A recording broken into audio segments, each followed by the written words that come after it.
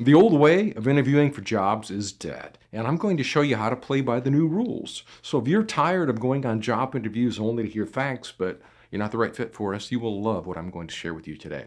One of the things that I think job seekers are so tired of is having to put on a song and dance routine for employers, only to hope that they get another interview.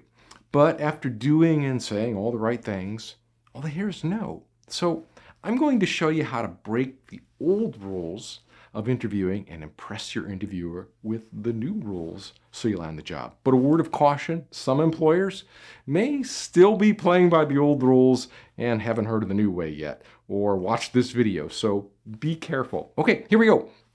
The old rule is you want any job you can get and you'll lie through your teeth to get it. The new rule is you want the job that is right for you. I mean, you're there to find out if this company is a fit for you. So you need to ask challenging questions of your interviewer and interview them too. So turn the tables on your interviewer. I mean, this interview isn't just a chance for them to learn about you.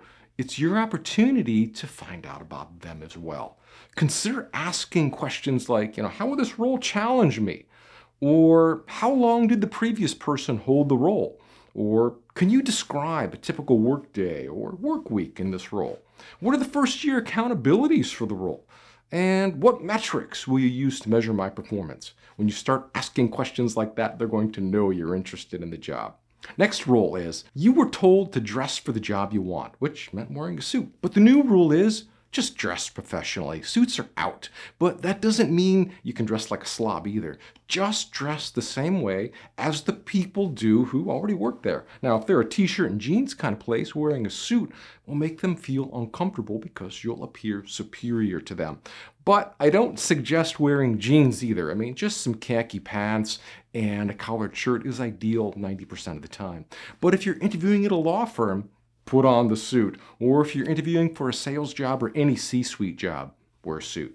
Okay, let's move on to the next old rule that says you must answer every dumb question that your interviewer throws at you. But the new rule is turn the tables on your interviewer and propose a better question. One of the most common questions interviewers ask is, what is your biggest weakness? And when you've been asked that question before, you kind of scraped up something you found on YouTube. But the next time you're interviewing for a job, because you're driving this interview, consider saying, I've been asked that question many times before, and I don't think it's predictive of whether I'd be successful working here or not. Do you mind if I suggest a different question that you can ask me? And then, if the interviewer agrees, suggest a question where you can give a more meaningful response. Something like, if I was your boss and you thought one of my ideas was terrible, how would you tell me? Or another even better question is, can you give me 3 areas of improvement that you're working on right now? That way they have a choice of which question to ask, and you have a great response for both because you've already practiced it. But more importantly, a response that will help them make an informed decision about hiring you. But be courteous. Don't tell them their question is stupid, even if it is. And then, of course, if the vibe in the room tells your gut instincts not to play by the new rules, then just suck it up and answer their pathetic weakness question. I mean, you don't want to insult them, but a little bit of assertion will show that, you're not the type to be pushed around either. I mean, you got to play this one by ear. Okay, let's move on to the next old rule where everything you say is positive and you don't speak of any negatives. The new rule is to know the company that you're interviewing with and their industry, maybe even a little bit better than they do. I mean, companies are looking for the best people, not yes men and yes women. They want people who have valuable insight and aren't afraid to show it. And that means that you can come to the interview table wearing your critic's hat. Show that you've done your research and that you know all about them, their competitors, and you're very familiar with their industry. So be prepared to go deep on their business and learn all you can and be ready to share your critique of them. I mean, something along the lines of, I understand what you're doing, but I think if you did it this way, you'd be far more effective. Now, obviously, you have to do your research on that because, it's a very powerful tactic. But more than anything, Don't bash their company or their way of doing things without a complete understanding of their methods and a meaningful way of suggesting improvement. Okay? Next old rule is to play it safe. But the new way is to surprise your interviewer and be memorable. If there's a highly desirable position that has, 100 applicants or so, you need to do something memorable so they remember to include you in the final round. I mean, you certainly don't want to be mixed in with everyone else, who all look and talk the same. They all give the same answers. I mean, it just becomes impossible to differentiate yourself with so many people. So stand out with strong body language and vocal tones. Now, I want you to look up the rule of communication. It's 73855. Now, I also have a video dedicated just to that. It's on communication.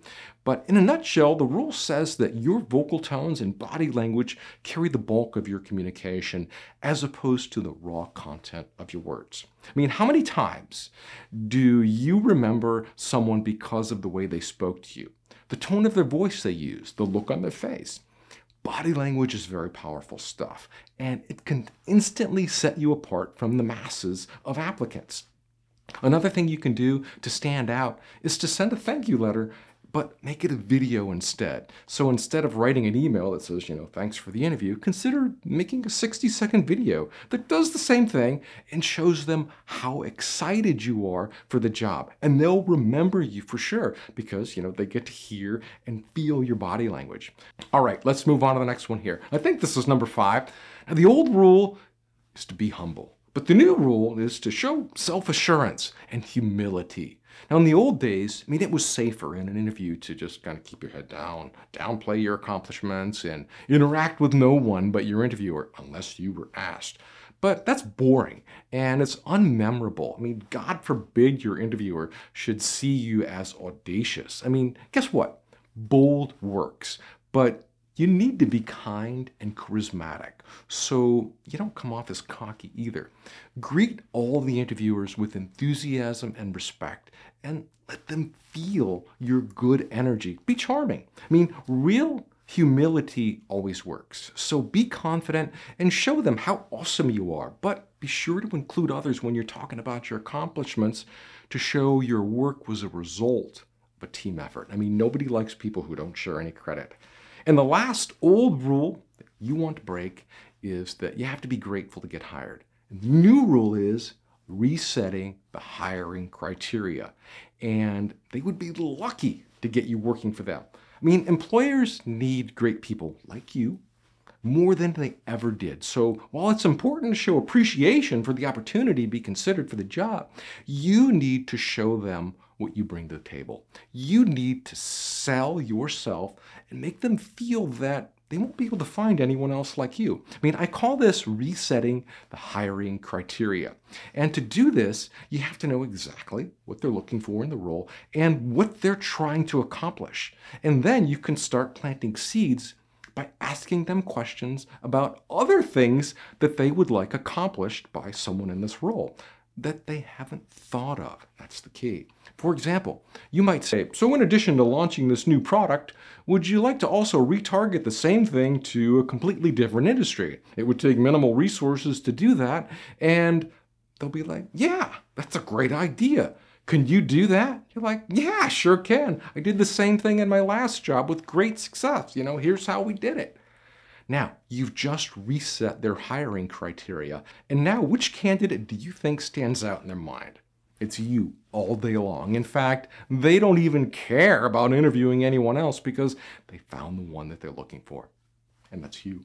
All right, my friend, that wraps up the 6 outdated rules of interviewing that just don't make sense anymore. Now go out there and put your stories together and show employers what you are made of, and you'll soon be working your dream job. Now, to help you out on your next interview, I want to give you my free top 10 questions book. This is going to show you how to answer some of the more common questions.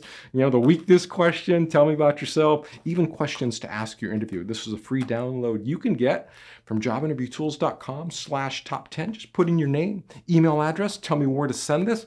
I'll get it right out to you. It's going to help you on your next interview. And if If you'd like to get notified the next time I release a new video, please subscribe to my channel. And if you actually found this video helpful, please give it a thumbs up. I would appreciate it. That's all I got for you today. Good luck on your next interview, and I'll see you in the next video. Bye now.